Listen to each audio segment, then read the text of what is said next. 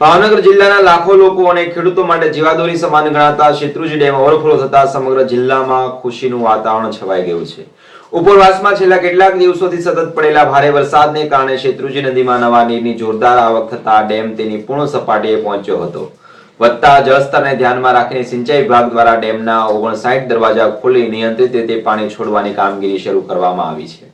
ડેમમાંથી પાણીનો ઘસમસતો પ્રવાહ શરૂ થતા શેત્રુંજી નદી ફરી એકવાર બે કાંઠે વહેતી થઈ ગઈ છે। વર્ષો બાદ સર્જાયેલા આ મનમોહક કુદરતી નજારાએ ખેડૂતો સહિત સમગ્ર ભાવનગર જિલ્લાના લોકોના ચહેરા પર ખુશીની લહેર દોડાવી દીધી છે।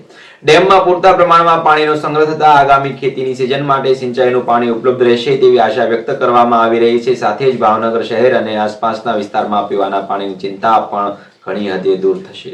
ડેમમાંથી મોટી માત્રામાં પાણી છોડવામાં આવી રહ્યું હોવાથી જિલ્લા વહીવટીતંત્ર, સિંચાઈ વિભાગ અને પોલીસ વિભાગ સંપૂર્ણ સતર્ક બન્યા છે। નદી કાંઠાના ગામો તેમજ નીચાણવાળા વિસ્તારમાં રહેતા લોકોને ખાસ સાવચેત રહેવા અપીલ કરવામાં આવી છે। નદીના પટ, કોઝવે, પુલ તેમજ પાણીના પ્રવાહવાળા વિસ્તારમાં અવરજવર ન કરવા અને સેલ્ફી કે ફોટોગ્રાફી માટે જોખમ ન લેવા તંત્રએ સૂચના આપી છે। શેત્રુંજી ડેમ ઓવરફ્લો થવાઓ સમગ્ર ભાવનગર જિલ્લા માટે આશા અને સમૃદ્ધિના સમાચાર સમાન બન્યા છે।